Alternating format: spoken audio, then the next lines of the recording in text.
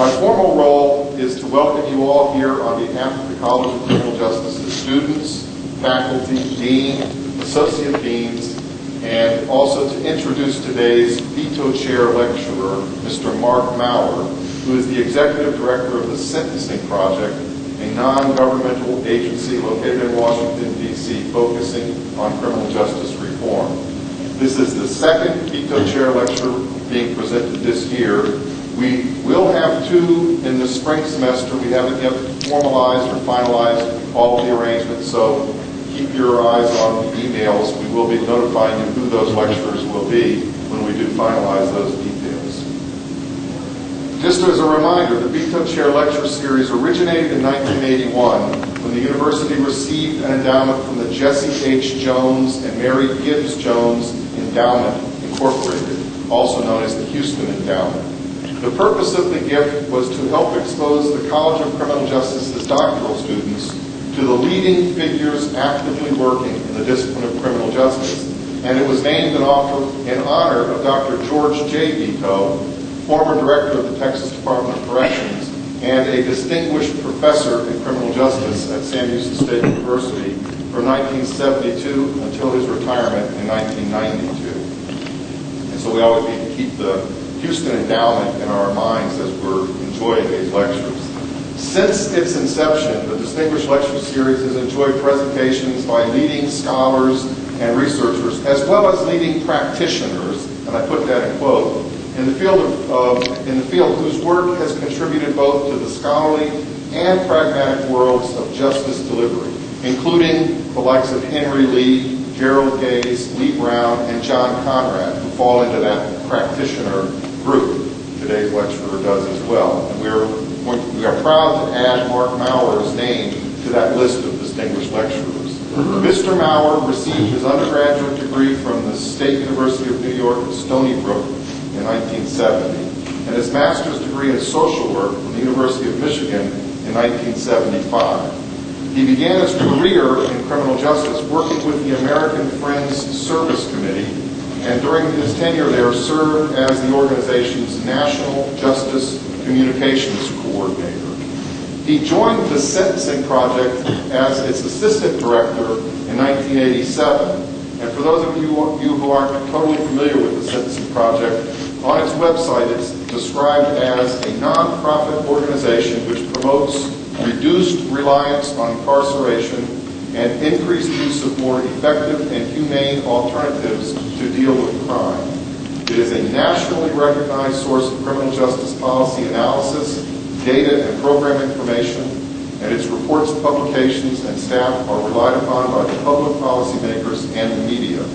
As a result of his work at the Sentencing Project, Mr. Mauer has testified before Congress and state legislatures. He frequently appears on radio and television networks and is regularly interviewed by the New York Times, the Washington Post, National Public Radio, and many other major media outlets. He has served as a consultant to the Bureau of Justice Assistance, the National Institutes of Corrections, as a member of the American Bar Association's Committee on Race and Criminal Justice and the Criminal Justice System, and in 2005 he became the executive director of the Sentencing Project, in spite of our signs still listing him as assistant director. He has published hundreds of articles in both scholarly and popular sources, including the Stanford Law Review, the Stanford Law and Policy Review, Criminology and Public Policy, the Prison Journal, Judicature, Contemporary Sociology, and the Justice Professional.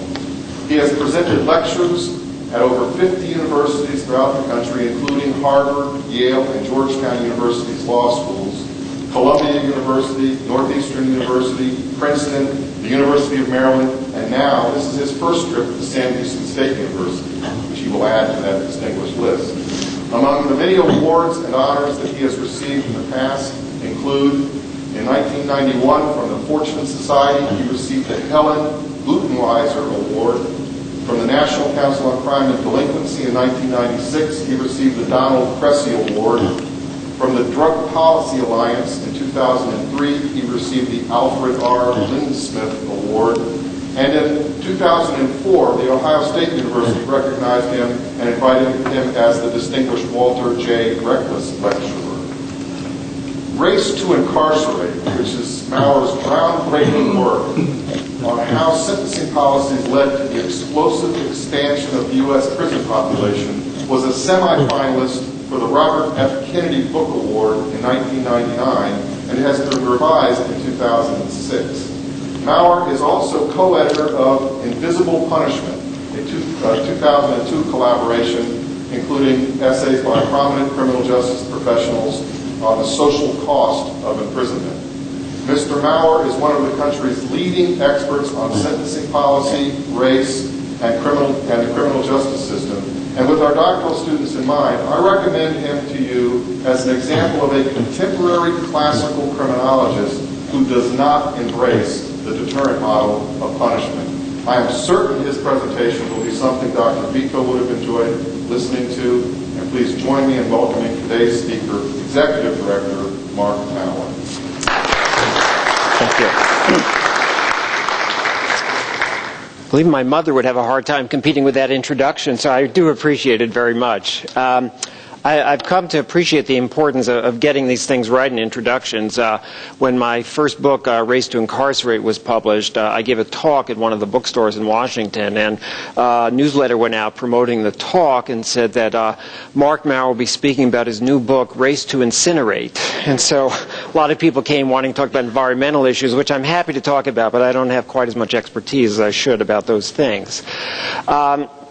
But we do want to talk about incarceration and prisons today, and certainly being here in Texas is a very appropriate place to talk about prisons and basically their sort of meaning in society, what we want to accomplish with prison, what it means for us as a community to embrace prisons, how we think about their structure and what we want to do with them.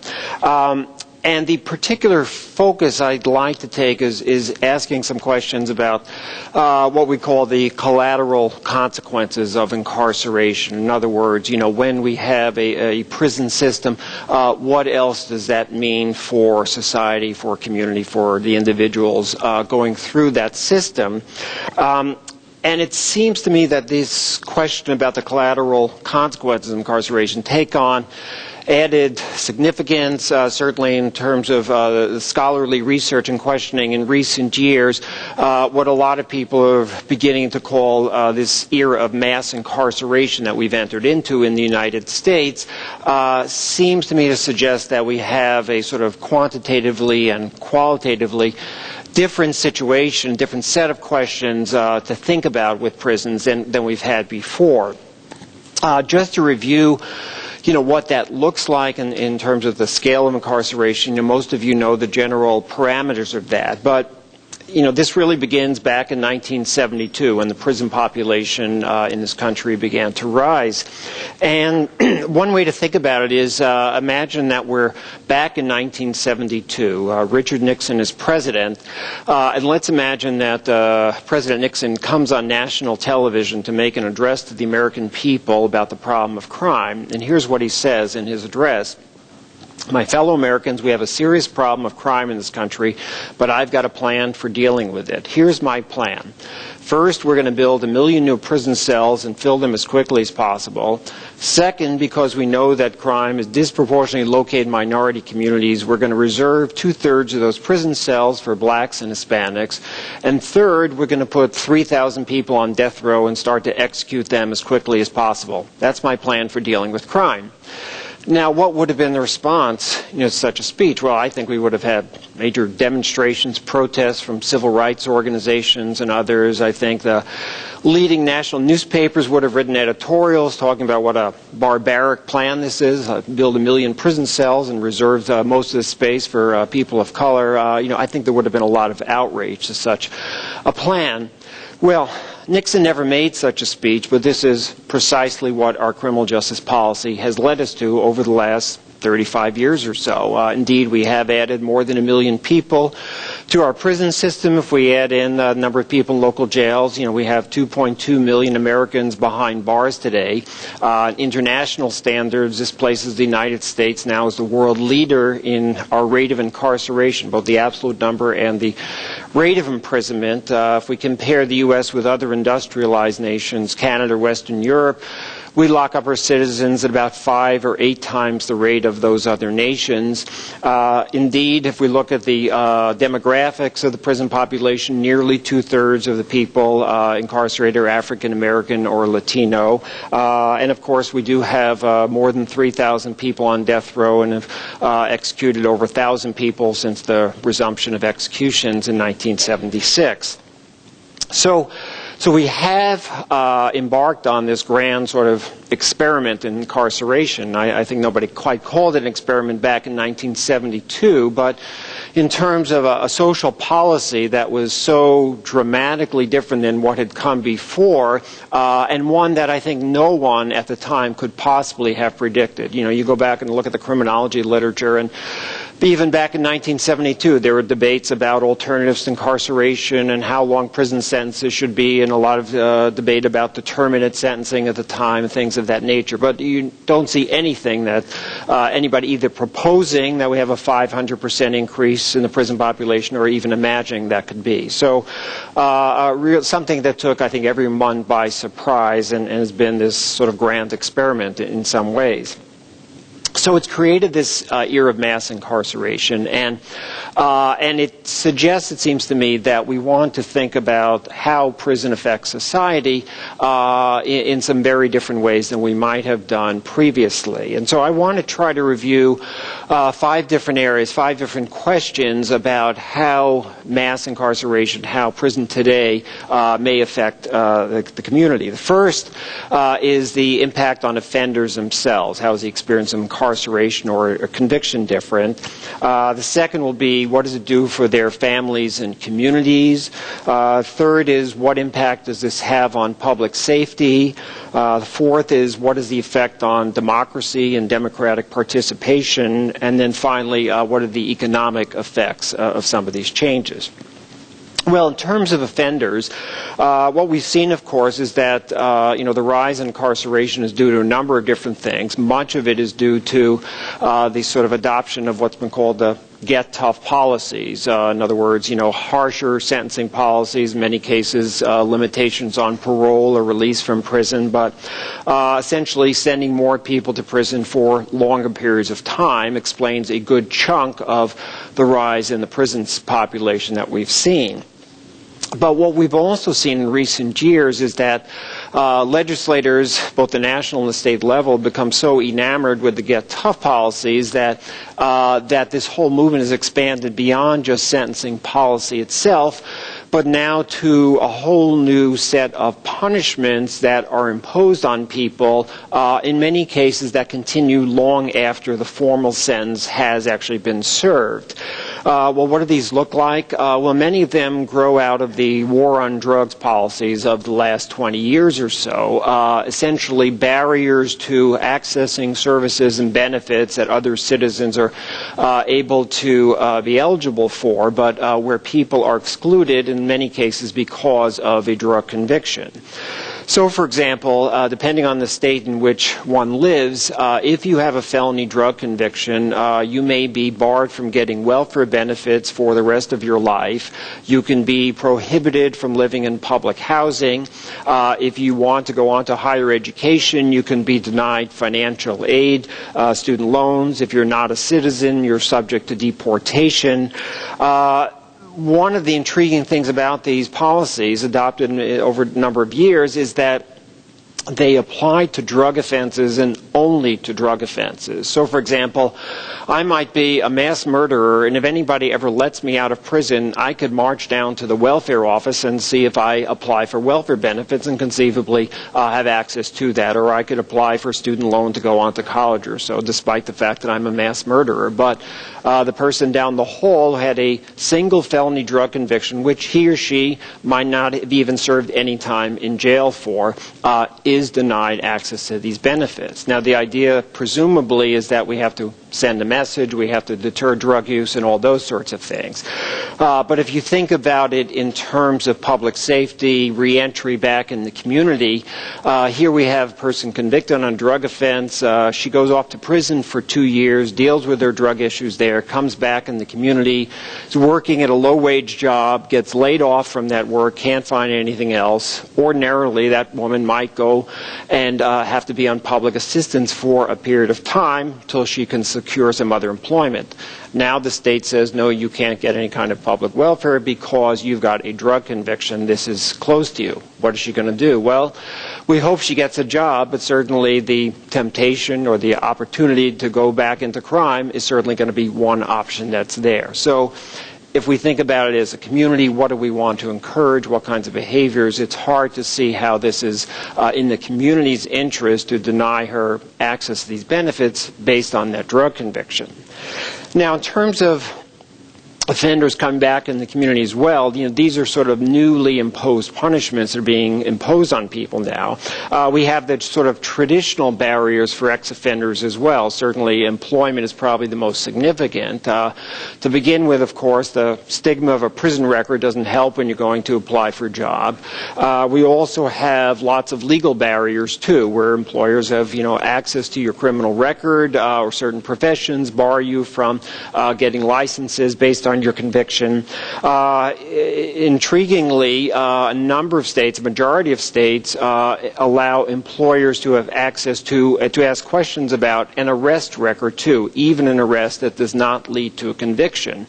And so, obviously lots of issues there about, the legitimacy of this being a part of your employment application. It also has implications when we think about the documentation that's come out of racial profiling in recent years. Do people of color, are they more likely to acquire an arrest record based on racial dynamics, and then how does that translate into employment prospects, whether or not it led to a conviction?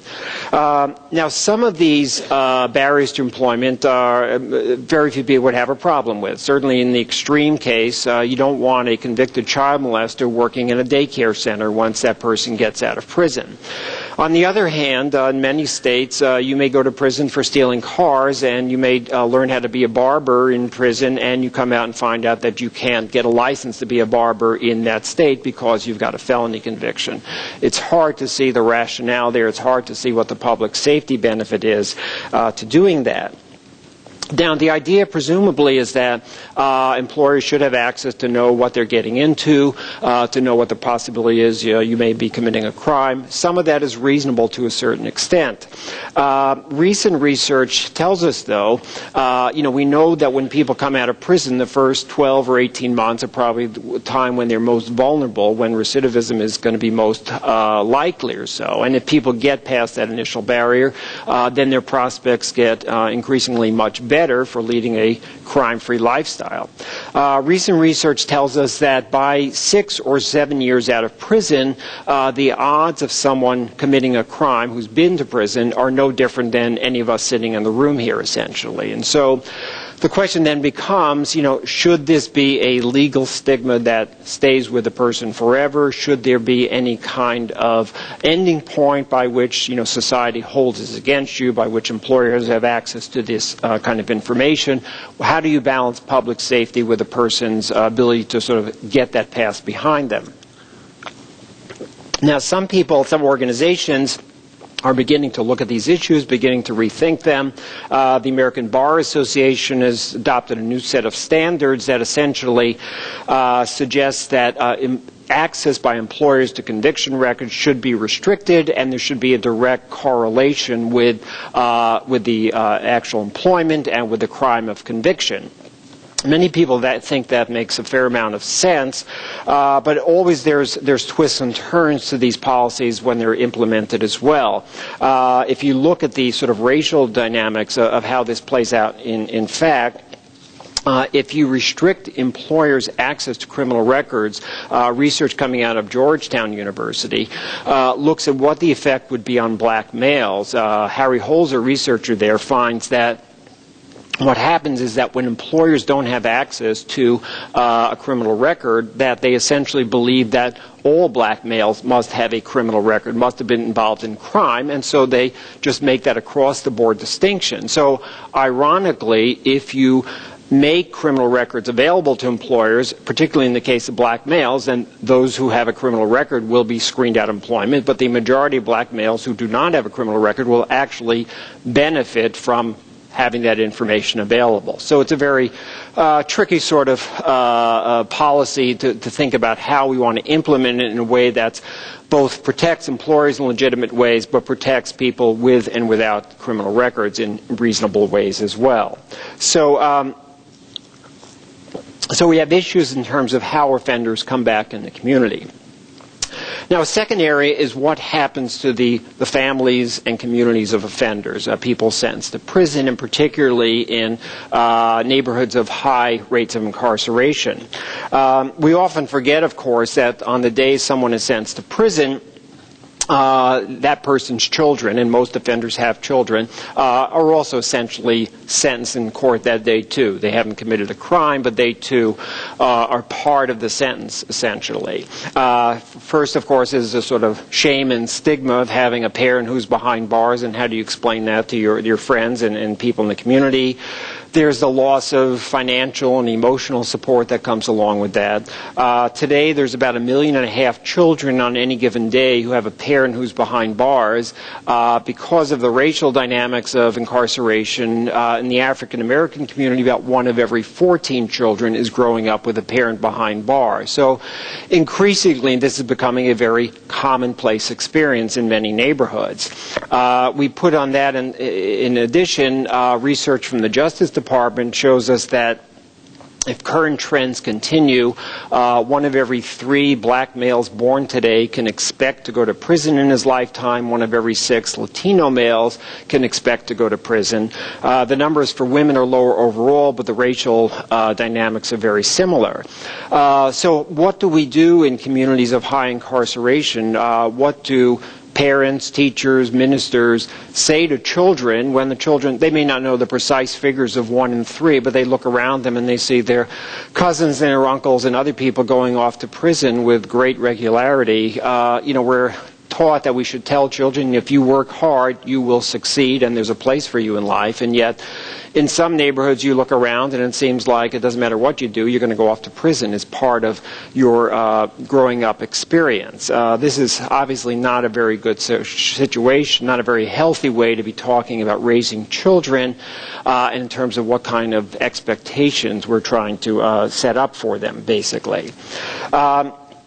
We also have, because of the sort of imbalance in incarceration and how it's imposed, we have many communities, we have a gender imbalance that gets created as well. Research in Washington, D.C. shows that neighborhoods of high incarceration, there are 62 men for every 100 women in some of these neighborhoods. 62 men for every 100 women, and we'd find this in other urban areas as well. Well, where are these missing men? Well, some of them are off in the military, some of them are deceased, but many of them are in prison, basically, because we have this huge gender imbalance, we have high rates of incarceration, so there's a shortage of men, and these are men usually in their 20s and 30s, a time in life they'd otherwise be starting families and careers, and yet they're missing from the community. So what impact does this have in terms of parenting, family formation, child rearing, and the like? Again, this is not a very healthy situation. Now, this is not to say that these people cycling in and out of prison are necessarily the best parent potential or marriage partners that you could want to find. Clearly, there's a lot of issues going on there, but what we are seeing is that people concerned about the rise of single-parent families, and you hear this politically on the left and the right, if you care about this, then you want to make sure you're developing all you can to ensure healthy families, parenting possibilities, and the like. How do families cope with these situations? There's some people who've speculated in recent years that at the rate of incarceration we have now, it's become so commonplace that some of the stigma of incarceration has disappeared, and it's not so much something you want to hide in the same way that you might have previously, or that people in some neighborhoods might want to hide. I'm not entirely convinced about this. It's a very interesting book. An anthropologist named Don Brayman spent several years in Washington, D.C., spending a lot of time with families who had a loved one in prison. And what he finds in very moving sorts of statements and stories is that the shame and the stigma that goes along with that is still very much present. That people say, you know, well, whatever happened to your son? I haven't seen him around lately. Oh, he's gone. He's visiting somebody. He's out of state, something like that. Even though the person asking you may have someone in prison themselves too, it's still a very hurtful, very painful sort of experience to acknowledge. People don't want to come out with that, and so they suffer in isolation from this. So we've got, you know, effects on families, communities, particularly low-income neighborhoods, particularly communities of color, where incarceration now becomes, I don't want to say inevitable part of life, but almost seeming to be that way for many people growing up and living in those communities, and that's not a very healthy situation for anyone. Well, a third area we want to look at is what the effect is on public safety. Presumably, the whole idea of incarcerating people is to protect the public, obviously. And we've had lots of research over many decades trying to explore the relationship between incarceration and crime. To what extent does incarceration control or reduce crime? Lots of debate and lots of different ways to look at this issue. But we also get, I think, again, in a time of sort of mass incarceration, a different dynamic that starts to kick in here, too, and a different way of thinking about some of these questions also. Criminologist Todd Clear refers to our incarceration policy, our crime policy, as one of addition by subtraction. That is, you increase the crime, you increase public safety by taking people out of the community, by putting them in prison, by removing them, then we increase public safety for the rest of us. Well, there's a certain amount of truth to that, of course, right? You take somebody who's been convicted of a crime, who's a potential future offender too, and you put that person in prison for nothing else. You at least incapacitate that person for a period of time. But this also almost presumes, or at least in the public mind, that when we lock up a criminal, when we lock up somebody who's convicted of a crime, that these are people who are sort of 24/7 criminals. You know, we think of them as doing nothing but crime. They're burglars, they're drug sellers, they're car thieves, and they do this nonstop and nothing else. Well, some people do commit lots of crimes. They do it on a daily basis, and some people commit crimes once a year or once a lifetime or whatever. There's a very broad spectrum of how people are engaged in their criminal behavior. There's also another side to people as well. When people are not out committing crimes, they have other roles in the community. They may be parents, they may be part-time workers in the community, they're certainly consumers, they may be taking care of children or doing other kinds of things in the community. And so when we remove people from the community to prison, we're taking away their crime potential for some period of time, but we're also taking away their more positive potential, if you want to think of it that way, too. They're no longer consumers, they're no longer helping out with child care, no longer employed, and the like.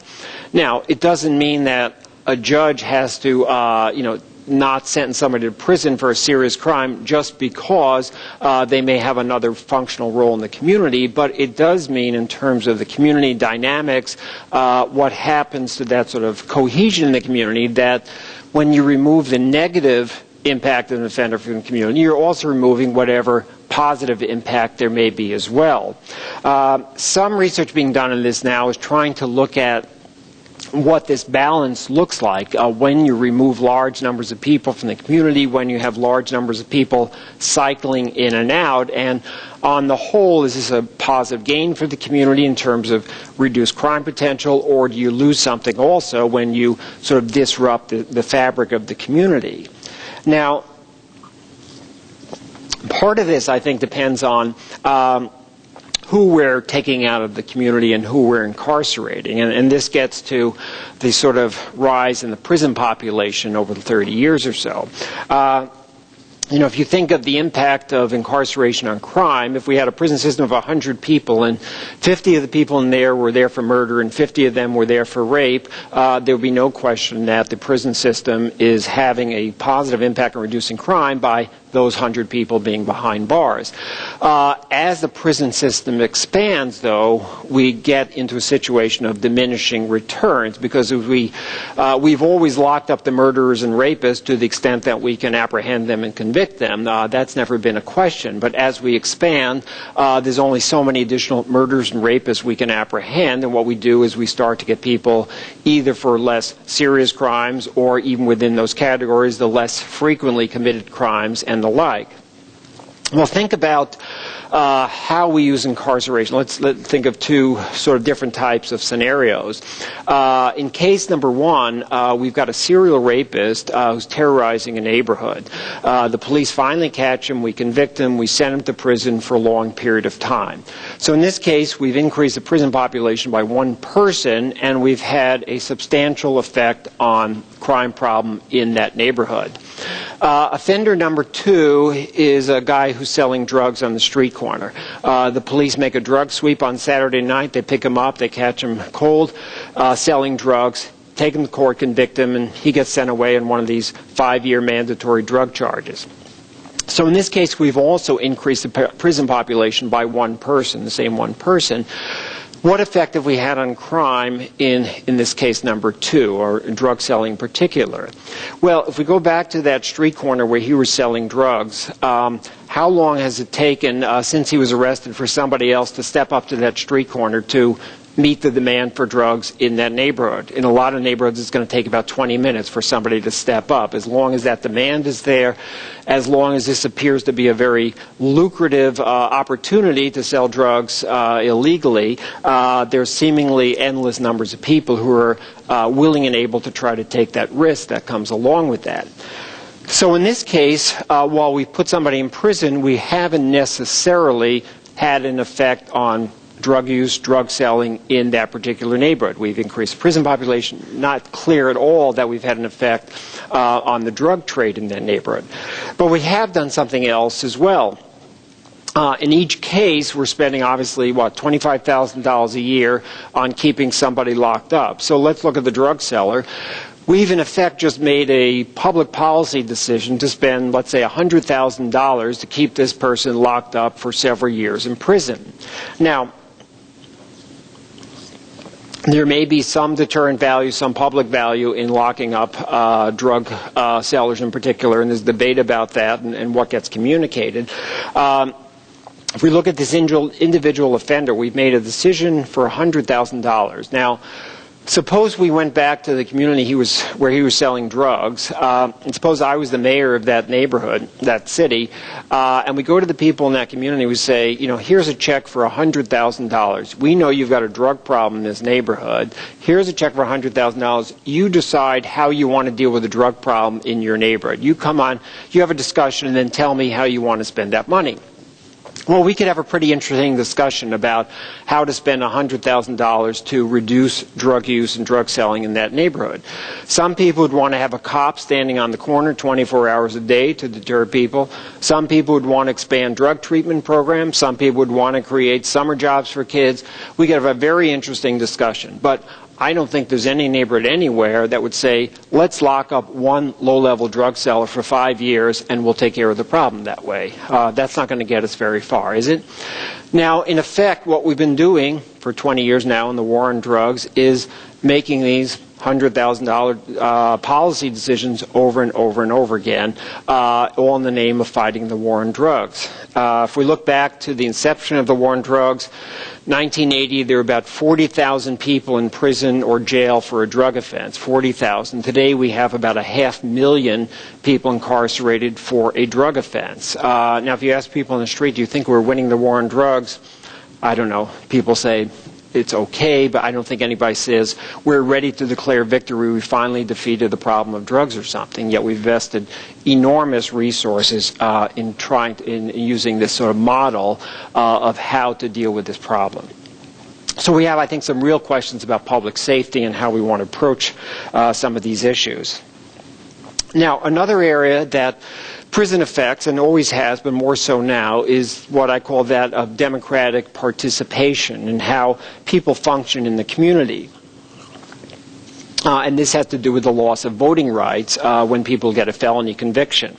Now, if we think back 200 years ago when this country was founded as a great experiment in democracy, and it was a great experiment, but it was also a very limited experiment. At the time the nation was founded, essentially a group of wealthy white male property holders granted themselves the right to vote.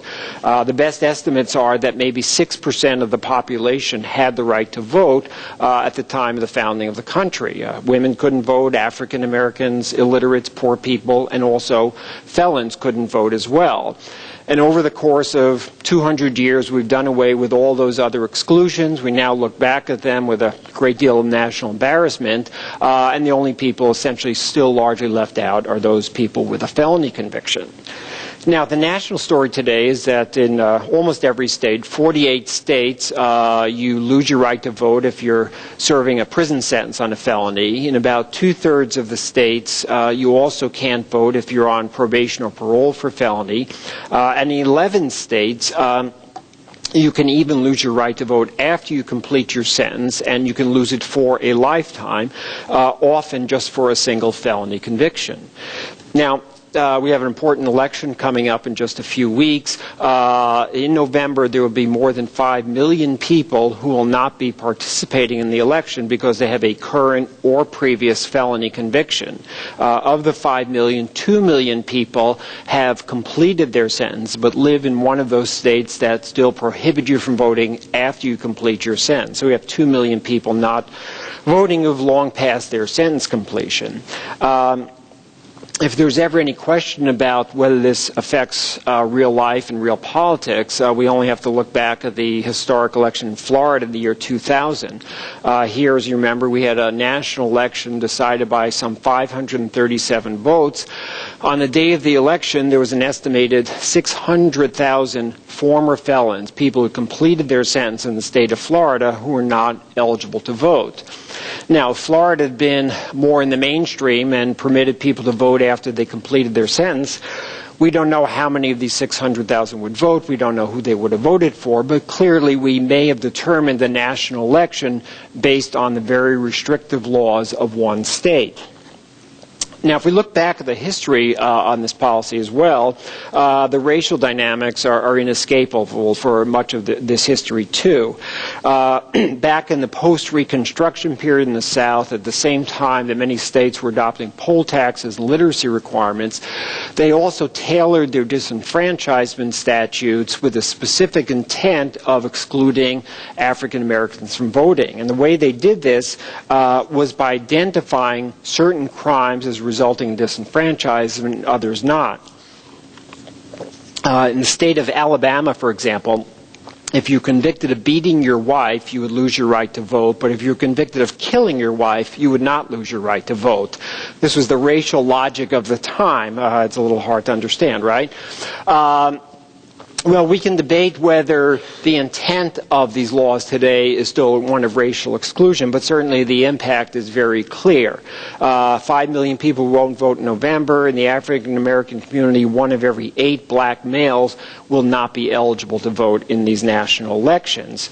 Now, there's some new research coming out as well now that also suggests that not only do these laws affect black male participation or people, African Americans with felony convictions, but that these effects may spill over into the community at large, black community, even for people without felony convictions. And the idea here is that voting is basically a communal experience. The elections are coming up. We talk about the elections with our spouses, with our loved ones. We drive to the polls with our family members. It's something that we all do together, and we talk about and we participate that way. If you have communities with large numbers of people who are legally ineligible to vote, then you may have less of that discussion going on, you don't have political people campaigning as much because they know there are fewer votes available in the community. So you may get a depressed turnout above and beyond the people who are legally ineligible to vote too. So the irony here is that we get a sort of vicious cycle. We have a set of policies in recent years, certainly through the war on drugs, but others as well, that have disproportionately affected low-income communities of color. As a result of those policies, more and more people are not eligible to vote, to participate in the democratic process, and therefore their voices, their impact on those policies, their ability to influence it or have some kind of say, is diminished as well. And so we get this vicious cycle where people are left out of the process, essentially. The final area I want to look at is just that of economics, and what are the economic dimensions of this new era of imprisonment and the collateral effects of what we want to be looking at. And here, much of this has to do, I think, with sort of these sort of urban-rural split in some economic development issues, and particularly as they affect prison issues as well. Now, it's no surprise to anyone that we know prisons have historically always tended to be located in rural areas. Land is cheap, it's much more available. All sorts of reasons why that happens or so. But this trend of locating prisons in rural areas has really accelerated over the last 25 years or so. There once was a time when if you were the Commissioner of Corrections in a state and you came to a rural area and you said, good news, I'm going to bring a prison to your community, they would have run you out of town, or at least try to run you out of town, because they said, we don't want those criminals coming in here, we don't want to be a prison town and all that, right?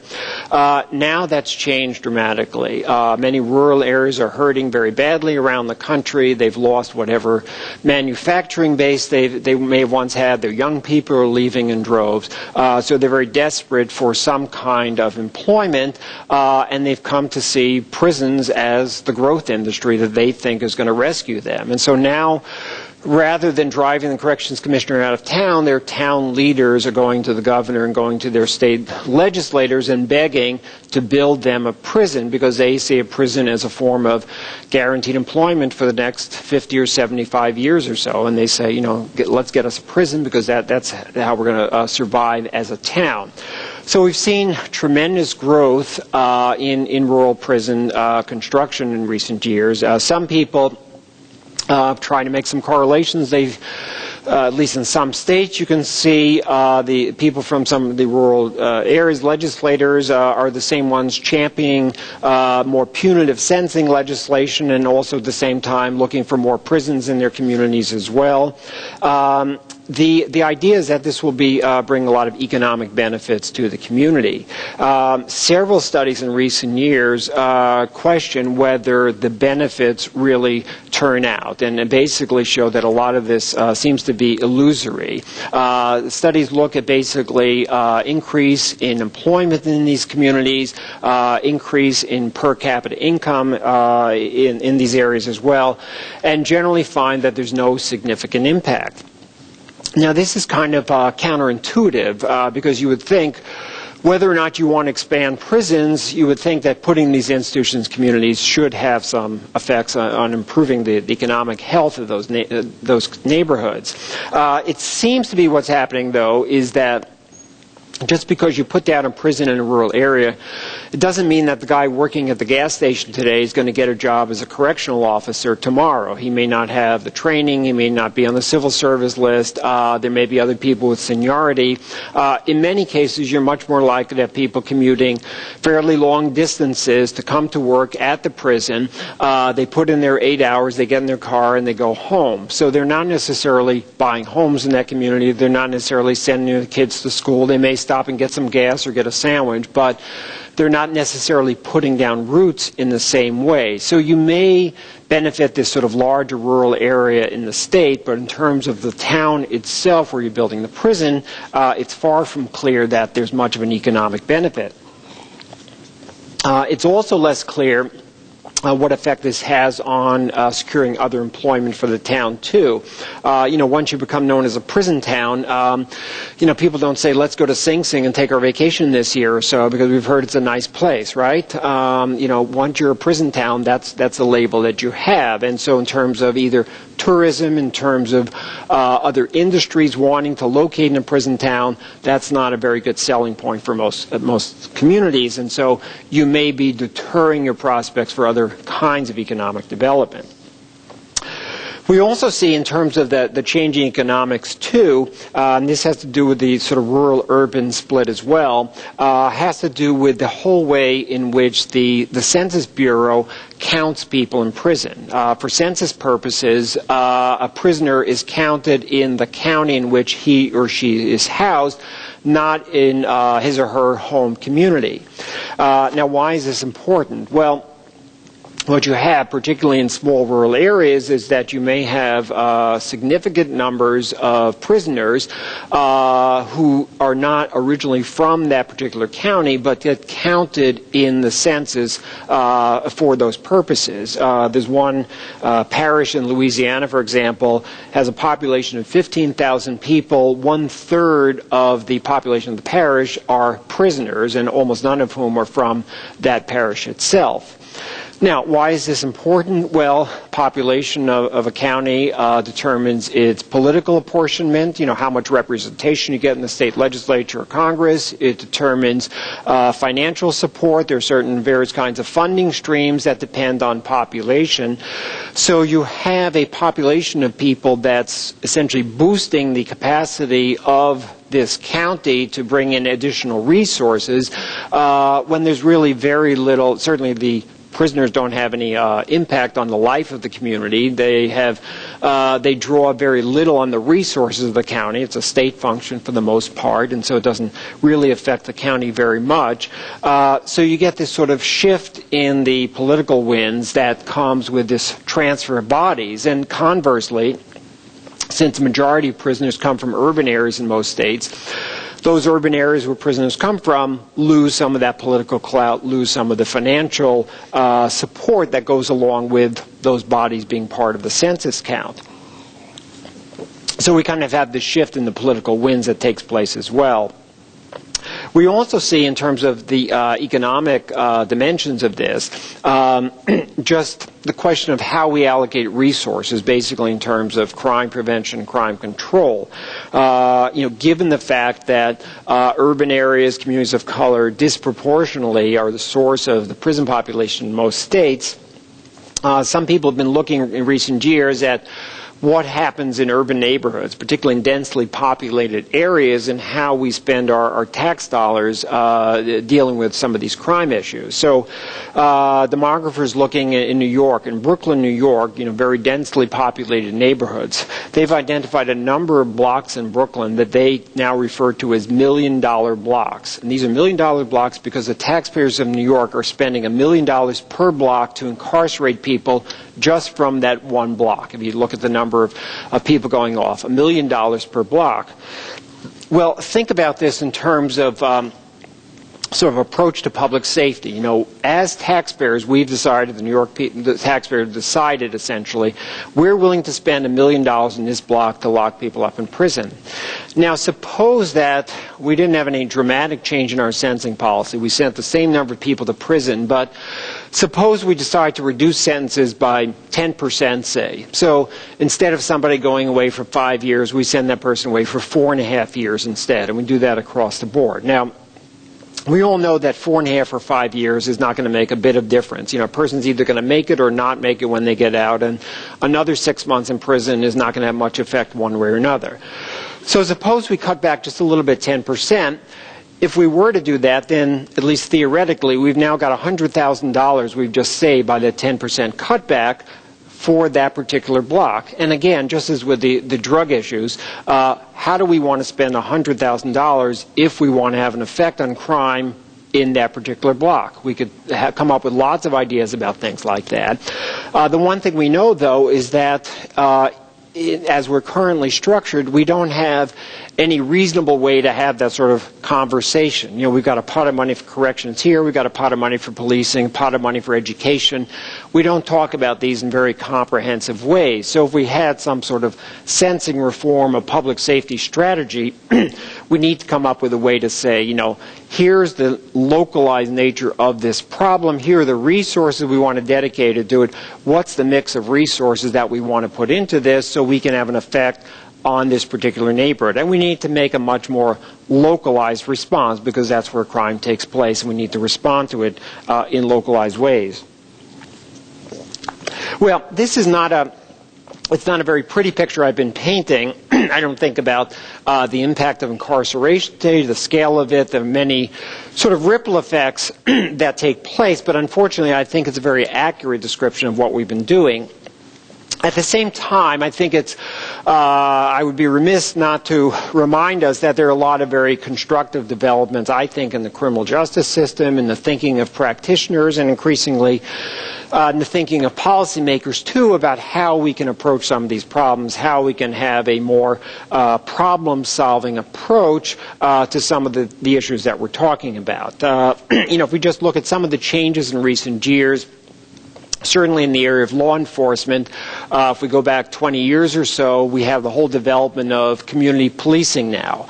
Now, everybody's got a different idea of what community policing should mean and what it looks like in practice, but nonetheless, there's been a real shift in thinking so that now every police department in the country will at least tell you they're doing something that they call community policing, and in some cases it looks like some very interesting approaches where they're really trying to reconceptualize their relationship to the community, how they go about dealing with crime problems. It's a real change in focus that I think has liberated law enforcement, in many cases helped communities. If we look at how we approach issues of drug policy and substance abuse, yes, we have 500,000 people incarcerated for a drug offense. At the same time, we've had a real revolution in thinking about the drug problem, too. And this shouldn't be very surprising. Every American has got a close family member or friend who has some kind of drug or alcohol problem, so we all sort of intuitively know that these are complicated issues and we need to expand access to treatment as a way of dealing with this. And so we've had, since about 1990, an explosion of drug courts around the country. There's something like 1,000 drug courts either in operation or being planned in many ways. Drug courts, of course, are a very simple model. It basically says we should try treatment as a diversionary alternative prior to incarceration. Some people are going to make it, and that's a good deal. They don't. We always have incarceration as a backup possibility. Drug courts have been very much embraced by the judges who do that, by communities. There's virtually no backlash whatsoever to this idea of diverting people to treatment. We have the whole movement towards prison reentry now, too. Prison reentry, in the old days, I think it used to be called rehabilitation, but that became a dirty word about 30 years ago, so it had to get reinvented under the name of reentry, and that's fine. But what's remarkable, it seems to me, is that the prison reentry movement started really just in the late 90s, not very long ago, and has already become a very much integral part of correction systems, of court systems, of public discourse. Everybody thinks reentry is a good idea. Now, again, we've got lots of different models being developed. We have lots of ideas about how to make it effective. We still don't know all the answers about how we make reentry more successful and reduce recidivism, but I think it's very encouraging to see the depth of support and what that looks like across the spectrum. Certainly in Washington, what's very intriguing, the piece of federal legislation trying to promote reentry, both in terms of funding and program models, it's called the Second Chance Act. It's a good piece of legislation. It won't change the world, but it's got some very solid things in it. What's interesting is the sponsorship of the bill.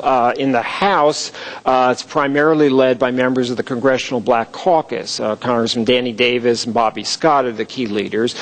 In the Senate, the key leader is Senator Brownback of Kansas, certainly one of the most conservative senators on the national scene. And yet from both directions, there's been this coming together to support reentry, basically recognize that we need some practical approaches, we need some public safety approaches that everybody benefits if we can do better things for people in prison and make that transition home a much smoother one as well. So I think very encouraging developments here as well. And finally, I think, we've had, certainly at the state level, I think probably less so at the federal level, we have the sort of increasing significance of the fiscal realities of incarceration that are finally coming home to political leaders and certainly to the public also. There was a time, 20, 30 years ago when a lot of policymakers thought, well, we can build prisons and we can build colleges, we can do anything we want. Times were good and they thought they had lots of money. You can't do that anymore. You can build prisons or you can build colleges, but you can't do both. And you've got to make some decisions about what kind of planning you want to do for the next generation growing up. Well, this kind of planning means that you need to start thinking about sentencing policy, about drug policy. You need to think about reentry. You need to think about what size prison system you think is appropriate for your state, what other kinds of resources you want to use to invest in these policies.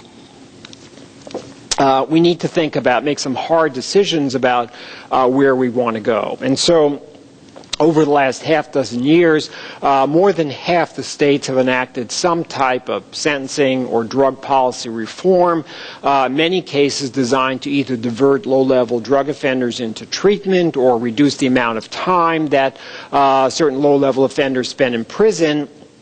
And basically saying we need to make a better allocation of resources. Prisons are for people who are, we need to protect the public from, for people who have committed very serious crimes, for people who can be supervised in the community. We need to look at that very carefully too. And how do you make those distinctions? Where do you draw the line? Not easy questions, but those are the questions that we want to be asking. So I think, is the glass half full or half empty? Well, I think we need to be optimistic in this business. I think the conversation is changing. I think the whole dialogue on crime is very different than it was maybe 10 years ago or so when we were at the height of a frenzy about 3 strikes and you're out and things like that. Crime rates are down right now. We can have a big discussion about why they're down. But the fact is the whole issue is a little less emotional now, a little less politicized than it was maybe a decade ago. And I think that creates an opportunity to talk about some fundamental questions about where we want to be 10 and 20 years from now. If you build a prison, you're making a commitment to that for 50 years. That's a very big decision to make, and you need to think through all the consequences.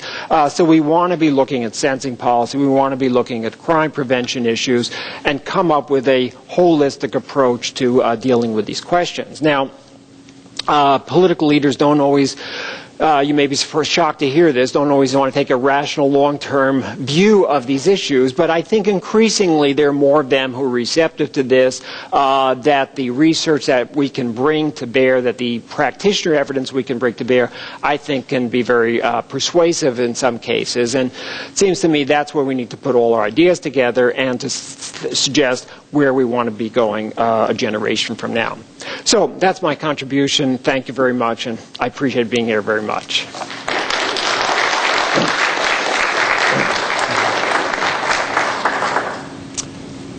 Now the fun begins.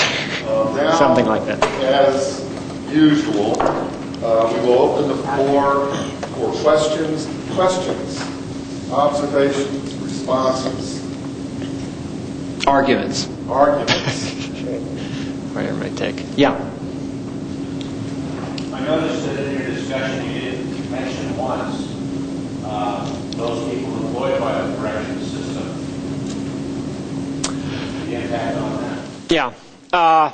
There's lots of people employed by the corrections system, obviously. And so in some rural areas in particular, that's become a key source of employment.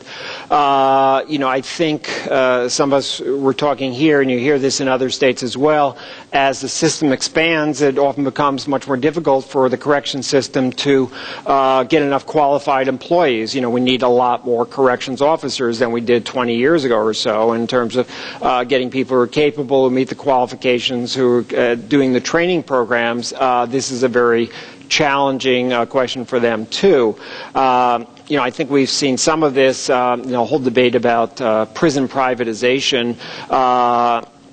a lot of questions there, but one of them has been, in a lot of the early models, certainly the private prisons, the training was pretty inadequate, certainly compared to what we've seen in what some of the states have done, and with pretty predictable results. That we had lots of turnover, lots of problems in the prisons, and things like that. So it raised a lot of questions about, to the extent, regardless of the size of prison system you have, how do you run it in as responsible a way as you can? And the larger the system is, in many cases, the more difficult that becomes to make that happen. Yeah. Dennis talked earlier in his introduction about your book, Invisible Punishment. And I was just wondering if you could connect the dots between the things that you've said in your talk today and the thesis of that book. Yeah. Well, yeah, question, yeah. Sure, yeah. Well, the question essentially, my book that I co-edited is called Invisible Punishments, and what does that mean, and how does that tie in with this?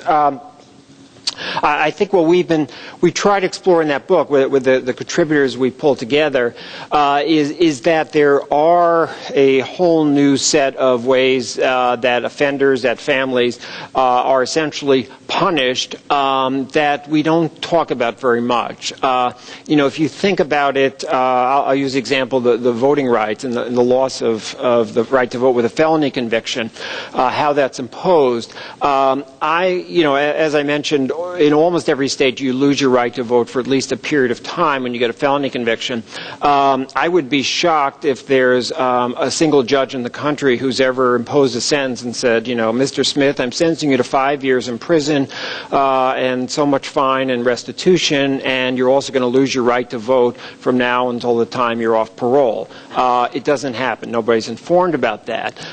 Certainly when a defense attorney is advising a client of a plea, the defense attorney telling the client, well, you'll get probation. I think we can get you a deal for probation on this charge, but doesn't say, oh, and you'll also lose your right to vote. Now, does that mean the person's not going to take the plea? Probably not, but in terms of a fully informed agreement and understanding, that's what takes place. Now, so we don't have these punishments are invisible in that sense.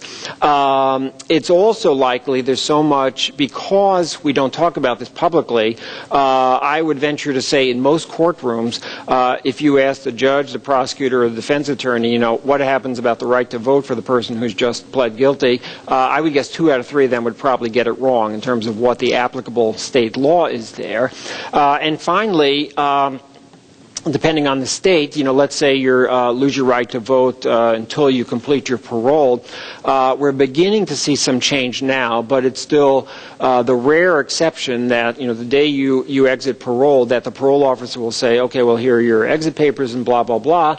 And also, by the way, you now have your right to vote restored, and here's a piece of paper that tells you how you can go down and register if you want to do that. Parole officers just don't do that. Now, whose responsibility should that be? I think there's a lot of people that should be responsible to do that. But, if you think of the things like the Motor Voter Act, every time an 18-year-old or a 16-year-old, whatever, goes to get a driver's license, you have any opportunity to register to vote. We make it available and make it accessible. We don't do that with people in the justice system. Therefore, lots of people incorrectly believe that they don't have those rights. So they're invisible to the whole public, I think. Yeah. Yes? Just a comment, for what it's worth in Texas, because of volunteers, we register all individuals that are off paper the day they get out. That will do so. Now, who does that? How has that happened? Done at the bus station in Huntsville every day. Is that true? Just as a volunteer. Why is the bus station important? Huh? The bus station is important because They're all leaving. They're all going home by bus. Right. well, right. half of them are leaving. Right. Right. Mm-hmm. And nobody's done a study to see if those who in fact are registered to vote ever do it. Yeah. I should say on this, too, in terms of corrections, the American Correctional Association about a year and a half ago or so did adopt a policy recommending that voting rights should be automatically restored upon the completion of sentence. And there are a couple of corrections parole agencies that are beginning now to start to develop mechanisms by which they can routinely try to inform people and give them the paperwork, for the applicable procedures in their state. So I think there's very sort of encouraging developments and new models being set up of trying to make this happen. And following up on that with a little bit of a local observation, one of my students did her master's thesis last spring looking specifically at whether or not probation officers know the law in Texas concerning voting reenfranchisement. Most didn't, but surprisingly to me, most wanted to have that kind of information included in future training for probation officers. So they are receptive to the importance of the issue, but they got the question wrong when they were asked what is Texas's law as it relates to probation offenders and their right to vote and be reenfranchised. Mm-hmm. I believe, Doug, you created a policy when you were the director of the prison system, so offenders coming out, not on parole, coming out having discharge were given the papers and encouraged. Yeah. I represent the parole division, and we do issue them, give them voting papers and certificates showing you have your right to vote if you want to discharge parole. I'm very pleased to hear that parole is doing that here. So I should amend my say. In most states that would not happen, but I'm delighted to hear that is the case here in Texas. Yes? This is more of a personal question. Over your many years of research, how have you remained so tenacious in your fight for the eradication of stiff sentencing policy? Your fighting system is so rich and so set in stone, and your research is groundbreaking, but yet it's common knowledge among that admission of the issue and unintended consequences of massive incarceration. How have you personally remained focused on your struggle? Yeah, sure. Well, the question, how have I personally been able to remain tenacious? I'm not sure I'd always be described that way, but I appreciate your saying that in this struggle for reform or so, things like that. I think a couple things. One is, I don't think I'm the first person to ever discover any of these issues. If you talk about issues of race in the criminal justice system or over-incarceration, there's, you could go to lots of different professional conferences and community organizations, and, I've been able to put some numbers on the problem or so, but these are age-old problems in many cases that a lot of people have known about for a long time. So I think, it's partly a question that there is strong movements in many different directions, and I've been fortunate in my work. I get to work with a lot of different constituencies. I go to the correctional conferences. I go to the academic conferences. I work with the community groups. And what I hear and see there is, I think, very encouraging. I think there's this image among some of the advocacy groups that, if you go to the Correctional Association conference, just a bunch of people demanding to build more prisons, and that's not the tone of those conferences. And vice versa. On the flip side, sometimes the community groups are, viewed as wanting to tear down the prison system, and that's not what they're saying either. They're saying we want more public safety. So I think there is a rich set of approaches that people are taking that I find very, very inspiring, certainly. And also, I know, I try to be very active in going into the prison as much as I can over the years, and I certainly learn something every time I go in there. You learn about what it means to be a guard in prison. You learn something about what it means to be locked up, and it's the human beings that come through there, right? And I think everybody works in the system understands that, and I think the real problem we have is most of the public has never seen the inside of a prison, so these issues become very abstract. They become political, and that doesn't help anybody, basically. So I think we need to communicate how do you get across the human beings that we're talking about and that lie behind the policy, and that's what we're trying to do. So I will try to stay tenacious, though. Thank you. Yes. I'm going to ask one also before we close. One of the issues I often am confronted with when I advocate for reform of the system at large and even kind of decarceration is that I hear people say people in prison haven't made. It's a blessing to go to prison. How do you counter that in your experiences dealing with the general public and legislators and even some policymakers otherwise. Yeah, how do you think people have it made or so? You're right, it comes up all the time. People think it's a country club and all that sort of thing. One of the images I try to communicate is, think of the fancy hotel you've ever stayed at and, how much you enjoyed your weekend there. And now imagine that you're going to be in that hotel room for the next 10 years. And, how do you think about that? And, what does it mean about the deprivation of liberty and decision-making and all that? Now, some people think they'd have a great time watching cable TV for 10 years, but I think the reality would close in pretty quickly. It's also problematic, I think, not just in terms of prison, but, it seems to me we've got a very distorted view of what time in prison means. And, you frequently hear people say, the guy got convicted of such and such, and he only got 8 years because, they read in the newspaper that he could have gotten as much as 20 years or something like that. Or on the flip side, he goes to prison and he had a 10-year maximum and he got out early in 5 years or 7 years. And, this early term is, very unhelpful, obviously. Obviously, everybody in the system knows from day one, what parole means and what sentencing means and all that, but it's a very hard thing to get across to the public. And the reason I think it's particularly important is because one of the reasons that we're keeping so many people in prison is that we've had this sentence inflation over the last 20 years or so. So that you see it at the extreme, certainly policies like 3 strikes and you're out, where you have nonviolent offenders getting sentences of 25 to life.